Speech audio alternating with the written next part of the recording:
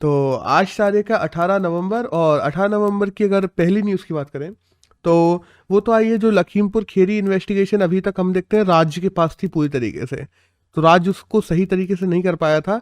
At the and supreme court ने क्या किया, एक फॉर्मर पंजाब हरियाणा के जो जज हैं राकेश कुमार जैन, उनके अंतर्गत एक समिति बना दी है, और अब वो समिति देखेगी पूरा का पूरा लखीमपुर केस में क्या होना है, क्या नहीं होना है, क्या हुआ था, इन सब की जांच अब वही करेगी। तो बस हमें याद रखना है ये कौन सी कमेटी है जिसको देख रही है, तो राकेश कुमार जैन है, राकेश कुमार जैन, उनके अंतर्गत ये देखा जा रहा है। एक नेक्स्ट न्यूज़ है जो आई है एसर स्टडी को लेके। बेसिकली ASER, एसर स्टडी होता क्या है, जो हर साल कैसी इकोनॉमिक ग्रोथ हुई है, उसके साथ साथ में स्टडी के कैसे हाल चल रहे हैं उस देश में, उसके लिए एक डाटा निकलता है हर साल। तो अगर इस साल की बात की जाए तो इंडिया में टोटल ओवरऑल, पिछले साल पेंडेमिक चला था, उस वजह से एनरोलमेंट की अगर कहा जाए तो मात्र और मात्र 70% बच्चे ही हैं जो दोबारा एनरोल हुए हैं। 30% बच्चों ने दोबारा एनरोल ही नहीं किया है इंडिया में, मतलब पढ़ाई ही छोड़ दी। और वहीं हम लोग अगर बात करें ना कि लर्निंग एक्सेस की बात करें ऑनलाइन, तो पेंडेमिक के टाइम पे मात्र 1 आउट ऑफ 3, मतलब कि तकरीबन 33% बच्चे थे जिनके पास में ऑनलाइन एक्सेस थी। तो इससे देखो एक बेसिक अपन भी अंदाजा लगा सकते हैं कि अगर हर 10 में से मात्र 3 बच्चों के पास में ही अगर मोबाइल फ़ोन था तो पढ़ तो उनमें से केवल एक ही रहा होगा। इतनी बुरी हालत थी। और जिनमें अगर हम लोग इंडिया में अगर बात करें ना, तो इंडिया में केरल है जो टॉप पे है। केरल पे 91% ऐसे बच्चे हैं जिनके पास में ऑनलाइन लर्निंग के साधन है, और बिहार सबसे वर्स्ट परफॉर्मिंग है जिसमें केवल 10% बच्चों के पास में ऑनलाइन लर्निंग के साधन है। और यही अगर हम लोग बात करें ना कि ट्यूशंस के, क्योंकि स्कूल कॉलेज नहीं खुल रहे थे तो बच्चों ने ट्यूशंस लगाए हैं, तो ट्यूशन ओवरऑल में बढ़ गए हैं।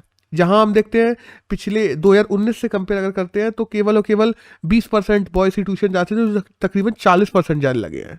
लड़कियों में तो केवल 12% जाती थी, जो कि 37.9% जाने लगी हैं ट्यूशंस, मतलब स्कूल के साथ में ट्यूशन भी।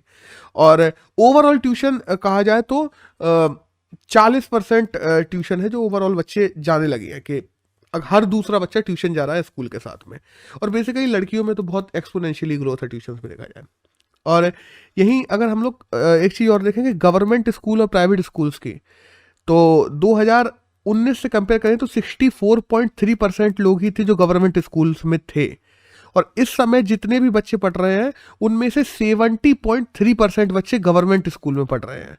तो तकरीबन 30% बच्चे ही हैं जो इंडिया में प्राइवेट स्कूल्स में पढ़ रहे हैं, बाकी के सब गवर्नमेंट स्कूल में पहुंच चुके हैं। तो दैट्स ऑल, बस यही कुछ जरूरी डाटा था। और इसकी ये स्टडी की अभी फर्स्ट रिपोर्ट आई है, अभी रिपोर्टें आती रहेंगी इसकी, देखते हैं क्या होता है। एक नेक्स्ट न्यूज़ है जो आई है आंध्र प्रदेश से। तो जो आंध्र प्रदेश ने हम जानते हैं 3 अलग अलग कैपिटल बना के रखी हैं। विशाखापट्टनम को एग्जीक्यूटिव कैपिटल, अमरावती को लेजिस्लेटिव कैपिटल, कुरनूल को जुडिशियल कैपिटल। इस वजह से बहुत प्रॉब्लम होती है, क्योंकि ट्रैवल टाइम प्रॉब्लम भी होती है, बीच में डाटा खो जाता है, फिर पता पड़ा अलग अलग जगह पे अलग अलग चीज़ें बना के रखी हैं। तो एडमिनिस्ट्रेशन कहीं पर भी हो एक जगह पे होना चाहिए, एडमिनिस्ट्रेशन, जुडिशरी, ये सब चीज़ें आसानी रहती है और चीज़ों को तेज बनाती है। उनमें ही समय बहुत ज़्यादा बढ़ता जा रहा है। तो इन्हीं को लेके एक PIL दायर की गई थी अभी, कहाँ पे हम देखते हैं हाई कोर्ट में, जो कुरनूल में है, कुरनूल हाई कोर्ट में, वहाँ पे पिटीशन दायर की गई थी। तो एट द एंड जुडिशियरी ने भी ये कह दिया है कि जो जुडिशियल कैपिटल है, जुडिशियरी ने खुद की ही कहा है कि जुडिशियल कैपिटल जो तुम लोगों ने अलग से बना के रखी है ना कुरनूल में, और फिर देखते हैं हम लोग हाई कोर्ट दूसरी ही जगह है, तो ये जुडिशियल कैपिटल को खत्म कर दिया जाए कुरनूल को। हाँ, विशाखापट्टनम जो एग्जीक्यूटिव कैपिटल है और अमरावती लेजिस्लेटिव कैपिटल है, ये बनी रहेगी। अब इसमें एक चीज और हो सकता है कि एग्जीक्यूटिव कोई इसके ऊपर बिल लेके आ जाए जो जुडिशरी की बात को पलट दे। अब ये तो देखने वाली बात होगी। हाल में अगर कहा जाए तो आंध्र में कह दिया गया है कि एक जो कुरनूल है जुडिशियल कैपिटल, उसको हटा दिया जाए। एक नेक्स्ट न्यूज़ है जो आई है ईडी को लेके, कि अभी हम लोगों ने देखा ना कि CBI और ईडी के जो हेड है उनको 1+1+1 ऐसे 3-3 साल का उनका टेन्योर बढ़ाने की लिए एक ऑर्डिनेंस पारित कर दिया गया था। तो हाल ही में जो संजय कुमार मिश्रा हैं ईडी के जो चीफ हैं, उनका टेन्योर 1 साल के लिए बढ़ा दिया गया है।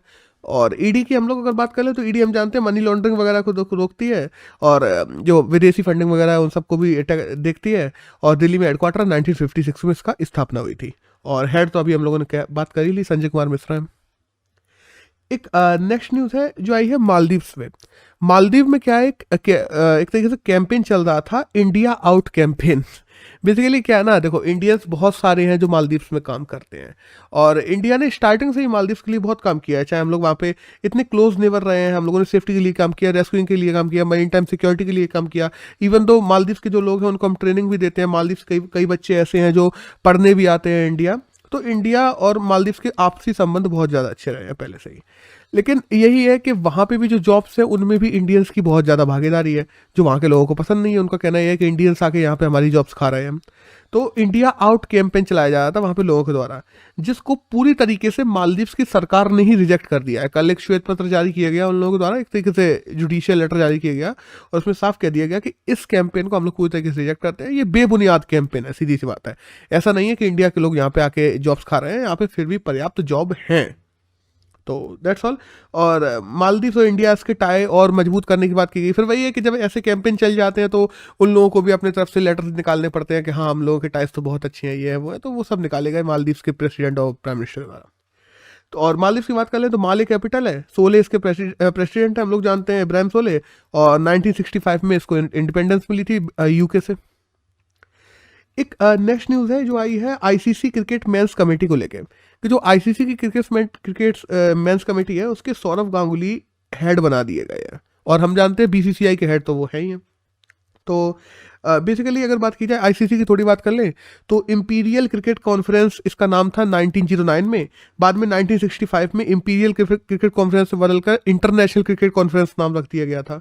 और इसका हेडक्वार्टर पहले 1909 में लंदन में था, बाद में इसको दुबई ट्रांसफर कर दिया गया था। आज आईसीसी का हेडक्वार्टर दुबई में है। और फाउंडेशन की बात की जाए 1909 में हुई थी, और बाकले हैं जो इसके अभी हाल में चेयरपर्सन है। एक और आईसीसी की हम जानते हैं इसकी 60% कमाई तो केवल बीसीसीआई से होती है, इंडिया से ज़्यादा कमाई आईसीसी कोई नहीं करवाता। एक नेक्स्ट न्यूज़ है जो आई है सेम सेक्स मैरिजेस को लेके, कि स्विट्जरलैंड ने 1 जुलाई से अपने यहाँ सेम सेक्स मैरिजेस को अलाउड कर दिया है। बाद में अगर बात की जाए ना तो ज़्यादातर जो स्कैंडिनेवियन कंट्रीज की बात करें, यूरोपियन कंट्रीज है, उनमें सेम सेक्स मैरिज अलाउ है, बस स्विट्जरलैंड में नहीं थी तो कर दी गई है। और स्विट्जरलैंड की बात करें तो बर्न कैपिटल है, स्विस फ्रैंक है जो यहाँ की करेंसी है, और पर कैपिटा इनकम तो हम लोग जानते ही है, स्विट्जरलैंड की फोड़ के बाहर निकल रही है। एक नेक्स्ट न्यूज़ है जो आई है रांची से, कि रांची में हाल ही में हम लोग जानते हैं पहला जनजातीय म्यूजियम शुरू किया जा रहा था बिरसा मुंडा के नाम पे।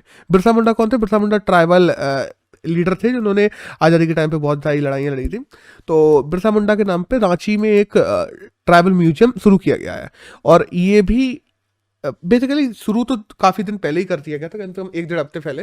अभी जो न्यूज़ आई है कि हमारे देश में 10 और ट्राइबल म्यूजियम खोले जाएंगे अलग अलग राज्यों में। तो बस दैट्स ऑल, एक छोटी न्यूज़ थी। एक नेक्स्ट न्यूज़ है वो आई है हॉटमेल के फाउंडर को लेके, कि हम लोग जानते हैं हॉटमेल दुनिया की सबसे पहली मेल स्ट्रीमिंग सर्विस कही जाती है, जिसको शबीर भाटिया ने बनाया था, और उनके द्वारा ही हाल ही में एक वीडियो ऐप और बनाया जा रहा है जिसका नाम है शोरील। अब बेसिकली शोरील क्या काम करेगा कि जो हम देखते हैं जॉब के लिए जब कोई मांगता है अपना पोर्टफोलियो भेजो या अपना रिज्यूम भेजो, तो तुम उसको शो रील से अपनी एक रील भी भेज सकोगे काइंड ऑफ, जिसमें तुम अपना बायोडाटा बता सकोगे, तो इसके लिए काम करेगा। और हॉटमेल की हम जानते हैं 1991 में इसको 1991 में इसको बनाया गया था, और बाद में 1997 में हम लोग देखते हैं कि इसको खरीद लिया गया था किसके द्वारा? माइक्रोसॉफ्ट के द्वारा, जिसका नाम बदल के फिर बाद में हॉटमेल का नाम बदल के आउटलुक कर दिया गया था। तो दैट्स ऑल।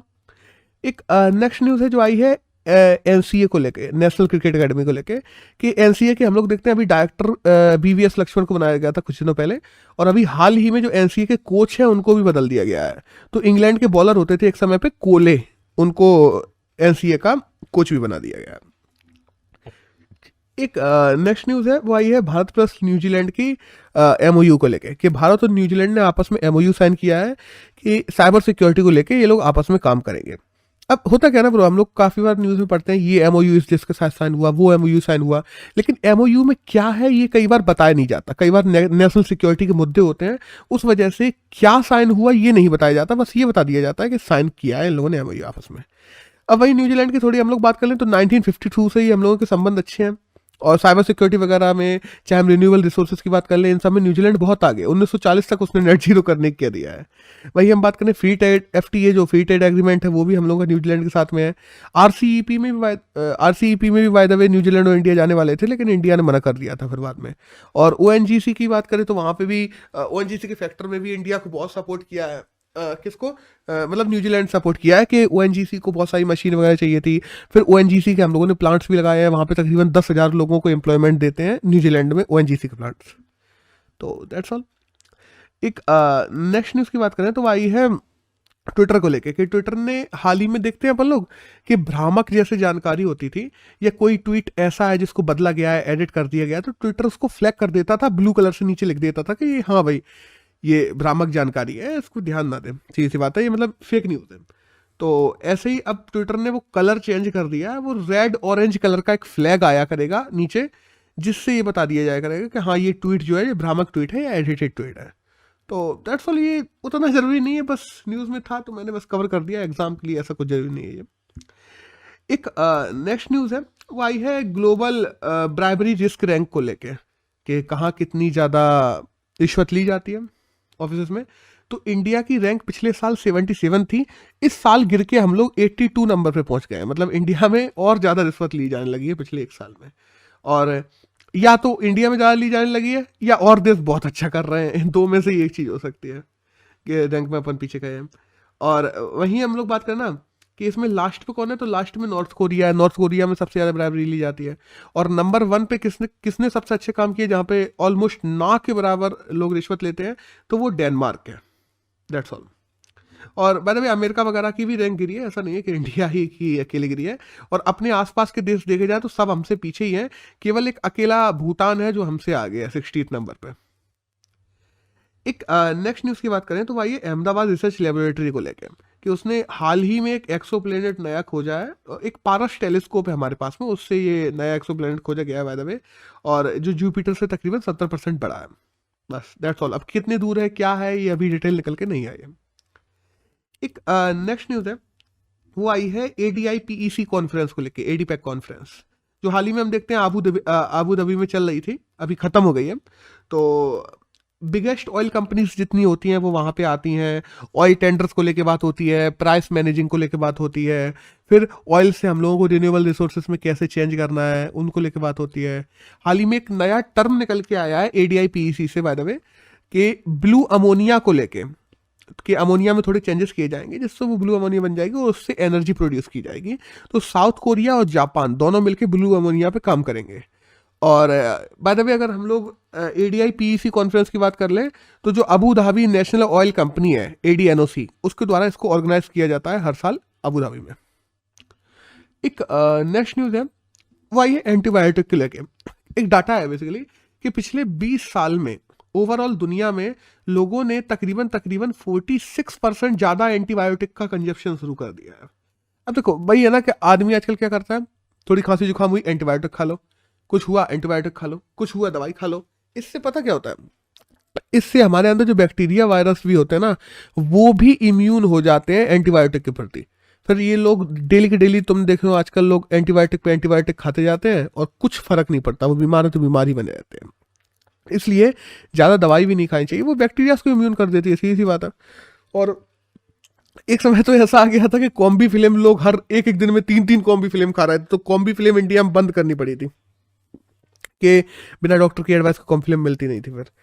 और अभी ऐसा ही सबसे ज़्यादा अगर एंटीबायोटिक की केस देखे जाए ना, तो वो लेके आते हैं डॉट्स को लेके। हम लोग जानते हैं कि टीबी होता है, जब भी किसी इंसान को टीबी होता है तो एक 6 महीने का कोर्स चलता है, जिस कोर्स का नाम होता है डॉट्स। तो उसमें क्या होता है, लोग क्या करते हैं, 3-4 महीने किया और कोर्स को पूरा नहीं किया, उनके अंदर टीबी के जो वायरस है वो पूरी तरीके से खत्म नहीं हो पाए और उन्होंने वो कोर्स बंद कर दिया, क्योंकि उनको अच्छा फील होने लगता है, ऐसा लगता है कि हाँ ठीक हो गए।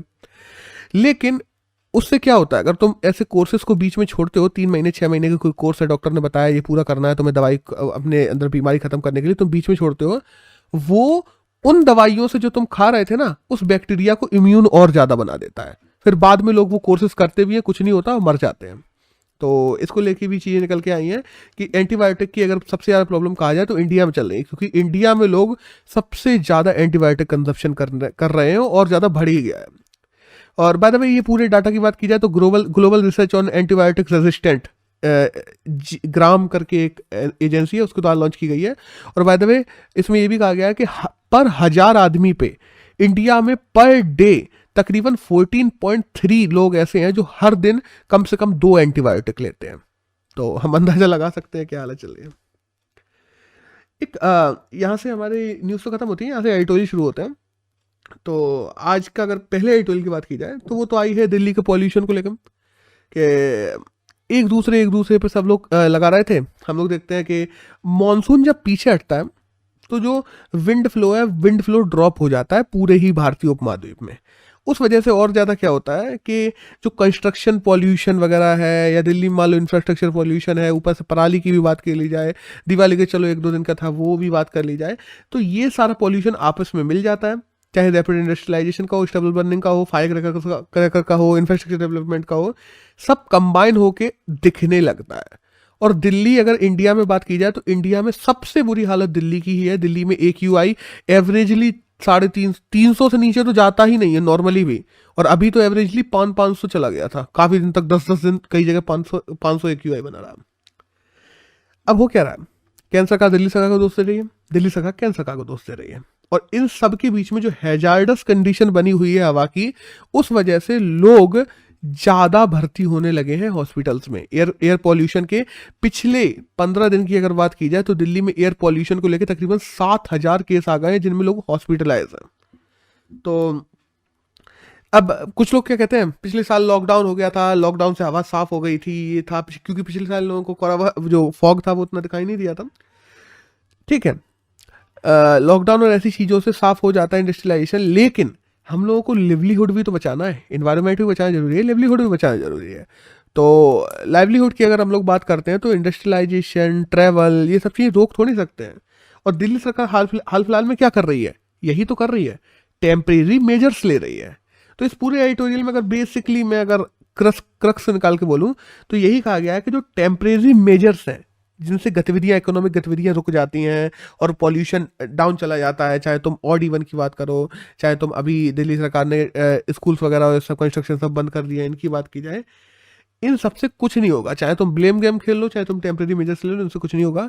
बेसिकली हमें करना ये पड़ेगा, हमें एक्सपोनेंशियली इन्वायरमेंट के प्रति लोगों में जागरूकता बढ़ाने की जरूरत है। सबसे पहली बात वो तो हर जगह ही जरूरत है। दूसरा, हम जो डेवलपमेंट भी कर रहे हैं उसको सस्टेनेबल डेवलपमेंट के तरीके से देखना चाहिए, जो कि दिल्ली सरकार हाल ही में नहीं देख रही है। कई नदियां, कई तालाब है जिनको खत्म कर दिया जा रहा है केवल और केवल इंफ्रास्ट्रक्चर डेवलपमेंट के लिए। ये नहीं करना चाहिए। तो दैट्स ऑल, बस यही कुछ बातें थी जो इस एडिटोरियल में थी। एक नेक्स्ट एडिटोरियल और है जो आया है स्टेट लेड, बेसिकली जो सिविल सोसाइटी है उसको लेकर। देखो हुआ क्या है, पूरा केस बताता हूँ। पहले अपन समझते हैं सिविल सोसाइटी क्या होती है। मानो एक सोसाइटी है, ठीक है, एक सोसाइटी पूरी है, उसमें जो स्टेट लेड इंस्टीट्यूशंस हैं, मतलब जितनी भी सरकारी इंस्टीट्यूशंस हैं, हम बैंक की बात कर लें, हम लोग पुलिस स्टेशन की बात कर लें, ये वो सब सारे के सारे स्टेट लेड जो इंस्टीट्यूशंस हैं उनको अलग कर दो। उसके बाद में जो प्रॉफिट मेकिंग प्राइवेट एंटिटीज हैं, कि जो प्रॉफिट मेक कर रही हैं, चाहे कंपनियां हो गई, ये हो गई, वो हो गई, उनको अलग कर दो। तो एक पूरी सोसाइटी में से जब हम लोग स्टेट लेड इंस्टीट्यूशंस और प्रॉफिट मेकिंग प्राइवेट एंटिटीज को अलग कर देते हैं, तब जो हमारे पास में बचता है वो बचता है सोसाइटी, रॉ सोसाइटी एक तरीके से बात कर लो। और फिर उस सोसाइटी में जो इंस्टीट्यूशंस बनते हैं, फिर जो मतलब स्टेट लेड इंस्टीट्यूशन को अलग कर दिया, प्रॉफिट मेकिंग प्राइवेट इंस्टीट्यूशन को अलग कर दिया, फिर जो तुम्हारे पास में जितने भी इंस्टीट्यूशंस बचते हैं वो फिर लोगों की भलाई के लिए काम कर रहे हैं, सीधी सी बात है। तो उनको कहा जाता है सिविल सोसाइटीज, अलग अलग सिविल सोसाइटीज। और उनमें एनजीओ भी आते हैं, सेल्फ हेल्प ग्रुप भी आते हैं, बहुत सारे ग्रुप्स आते हैं। अब अभी हाल में हुआ क्या है, अजीत डोवाल है हमारे नेशनल सिक्योरिटी एडवाइजर, वो हाल ही में आईपीएस की जो ट्रेनिंग इंस्टीट्यूट है वहां पे गए हुए थे, और उन्होंने एक बहुत अजीब वक्तव्य हो गया वहां पे। उन्होंने कह दिया कि देश के दुश्मन बाहर ही नहीं है, अंदर भी है, और देश की सिविल सोसाइटीज देश की नेशनल सिक्योरिटी और नेशनल इंटीग्रिटी के लिए खतरा बनती जा रही है। ये बात कही है हमारे Ajit Doval national security adviser ने, ठीक है। अब वही है ना कि देखो इन्होंने ये किस लिए कहा, इनका कहना ये है कि सिविल सोसाइटीज को फंडिंग किया जाता है, जिससे राइट्स किए जाते हैं, उपद्रव किए जाते हैं, लोगों को भड़काया जाता है। जैसे हाल ही में एक इंस्टेंस निकल के आया था कि तमिलनाडु में न्यूक्लियर रिएक्टर्स लगाए जा रहे थे, तो काफ़ी सिविल सोसाइटीज़ को बाहर से फंडिंग की गई थी कि तुम लोग यहाँ पे राइट्स करो, कि ये नहीं लगना चाहिए, ये गलत है, एनवायरमेंट के लिए गलत है, ये वो, और उनको लगने से रोको, उनको उनमें बाधा डालो। तो ये सीधी बात है ना, देश के डेवलपमेंट, देश की इंटीग्रिटी, इन सब पे खतरा है। ठीक है, उन्होंने ये सब सोच के बोला। लेकिन ये आर्टिकल जिसकी अपन लोग बात कर रहे हैं, एडिटोरियल, ये लिखा हुआ है अरुणा रॉय के बारे में। अरुणा रॉय खुद से एक सिविल सोसाइटी के मेंबर्स के रूप में आते हैं, उनकी खुद की भी एक सोसाइटी है बाय द वे, उसका नाम सबको पता है। इनका कहना क्या है? इनका कहना ये है, देखो सिविल सोसाइटी क्या होती है? सिविल सोसाइटी जो लोग हम देखते हैं, आज़ादी हुई, आज़ादी के बाद में सरकार अपने कामों में लगी थी देश के डेवलपमेंट के लिए, जिसमें खाना पीना इन सब की जरूरत थी। नीचे गरीब लोग थे और बीच में अमीर लोग थे, काफ़ी जो बहुत ही अमीर थे। तो ये जो गैप है, जो गरीब लोग थे जिनके पास में खाना पीना नहीं था, जिसके पास में ज़रूरत के सामान नहीं थे, उनको सरकारी जो स्कीम चला रही थी वो पहुंचाने की बात की जाए, या उन लोगों के अपलिफ्टमेंट की बात की जाए जो लोग हाशिए पे जी रहे हैं, उन लोगों को एक नॉर्मल जिंदगी उपलब्ध करवाने की बात की जाए, उनको अधिक से अधिक संसाधन उपलब्ध करवाने की बात की जाए। इवन तो सरकार ने जो काम किए है, सरकार को भी जाके बताना कि आपने ये पर्टिकुलर प्रकार की एक स्कीम है जो लॉन्च की है, इससे ग्राउंड लेवल पे असर नहीं हो रहा है, ये बीच में ही पैसा खप जा रहा है, ये सरकार को भी अवेयर करना। ये सारा काम किसने किया? सिविल सोसाइटी ने किया। हम केवल सिक्योरिटी पर्सपेक्टिव से इन सब चीजों को नहीं देख सकते। जैसे कि एनएसए ने कहा है, एनएसए ने कहा है ठीक है, लेकिन हम लोग चाहे विकास की बात कर लें, चाहे माइनॉरिटीज के राइट की बात कर लें, चाहे जो मार्जिनलाइज ग्रुप्स हैं, जो पिछड़े ग्रुप्स होते हैं, उनकी बात कर लें, सिविल सोसाइटी ने इन सब के लिए काम किया है। और एनएसए के द्वारा एक पोटेंशियल डेंजर के रूप में सिविल सोसाइटी को दिखा देना उसकी लेजिटिमेसी पे हिट करने जैसा है। उसकी एक तरीके से जो इमेज बना के रखी है सिविल सोसाइटी ने, उस पे हिट करने जैसा है। जबकि सिविल सोसाइटी, देखो इसमें इन्होंने ये भी नहीं कहा है कि सभी सिविल सोसाइटी अच्छी होती है, नहीं, कुछ सिविल सोसाइटीज हैं जो गलत काम कर रही हैं, उनकी वो जांच में आनी चाहिए, उनके ऊपर जांच भी होनी चाहिए, लेकिन सभी से सिविल सोसाइटीज पे क्वेश्चन उठा देना ये गलत बात है। अब देखो हम बात करें ना कि अपोजिशन, आजकल सिविल सोसाइटी से एक चीज और कर रही है, अपोजिशन की मदद कर रही हैं सिविल सोसाइटीज। किस लिए? कि इंडिया में एक अच्छी अपोजिशन बनी रहे, सरकार को क्रिटिसाइज कर रही हैं, सरकार की जो नीतियां उनके खिलाफ बोल रही हैं, उनकी आलोचना कर रही हैं। इसको लेके सरकार और ज्यादा गुस्सा है सिविल सोसाइटीज पे। तो क्या एक डेमोक्रेसी में, एक हेल्दी डेमोक्रेसी में सरकार की आलोचना नहीं करनी चाहिए? अगर आलोचना नहीं करेंगे तो सरकार, फिर तो तुम यही करोगे ना, सरकार कुछ भी गलत कर दे रहे, सब बढ़िया चल रहा है, यही होगा। सोसाइटी हमेशा लोगों को गवर्नमेंट से और गवर्नमेंट को लोगों से बीच में जोड़ने वाली एक कड़ी के रूप में काम करती रही है। सरकार की नीतियों की आलोचना करनी भी जरूरी है, लेकिन सरकार की नीतियों की आलोचना करने से कोई भी सिविल सोसाइटी नेशनल थ्रेट नहीं हो जाती। और अगर कोई सोसाइटी नेशनल थ्रेट है तो उनको जांच की जरूरत है, वो पोटेंशियल थ्रेट हो सकती हैं, बट तुम सभी सिविल सोसाइटी को एक ही मुद्दे में नहीं गिन सकते। ऊपर से अगर सरकार ये सोचती है कि हाँ सरकार को सब पता है और सरकार को सिविल सोसाइटी की जरूरत नहीं है, वो अपने तरीके से सब चीजें कर सकती है, तो जो इम्प्रूवमेंट के देश में चांसेस है ना, देश में ओवरऑल इम्प्रूवमेंट के, चाहे हम मार्जिनलाइज ग्रुप्स की बात करें, चाहे हम लोग माइनॉरिटीज की बात करें, चाहे हम लोग पिछड़े लोगों की बात करें, चाहे हम उनकी बात करें जो हाशिए पे जी रहे हैं, चाहे हम उनकी बात करें जो अनएजुकेटेड लोग हैं, चाहे किसी की भी बात कर लें, उन सब में जो पोटेंशियल इंप्रूवमेंट के चांसेस हैं उनको घटा रही है सरकार। अगर सरकार ऐसे ही सिविल सोसाइटीज को और ज्यादा सप्रेस करती रही तो देश में जो इंप्रूवमेंट चल भी रहा है, क्योंकि सरकार, हम भी जानते हैं, सरकार 10 नीतियां जारी कर देती है, लोगों को कुछ पता ही नहीं होता है, ठीक है, और ये सिविल सोसाइटी है जो आम लोगों तक उन नीतियों को लेकर पहुंचती है। अगर सरकार ऐसे ही काम करती रही तो पोटेंशियली जो हम लोगों का डेवलपमेंट या इंप्रूवमेंट हो रहा है या उन और आगे जो होने के चांसेस हैं वो भी घटते जाएंगे, और ओवरऑल वही है ना, लोगों का इंप्रूवमेंट ही देश का इंप्रूवमेंट है। तो ऐसे वक्तव्य देकर फिर लोग सिविल सोसाइटी पे भरोसा क्यों ही करेंगे ना, जब उनको लगेगा अरे ये सिविल सोसाइटी वाले हैं, ये तो भाई कहीं से रिश्वत खा के आए होंगे। ऐसा लोगों की अगर मनोवृत्ति बन गई तो देश का इंप्रूवमेंट डाउन होने लगेगा, ये कहा गया है इस पूरे में। और ये ऑथर के अपने विचार है जो भी है। तो दैट्स ऑल। अगर आज की बात की जाए तो 18 नवंबर में यही करंट था जो हमारे एग्जाम के लिए जानना जरूरी था।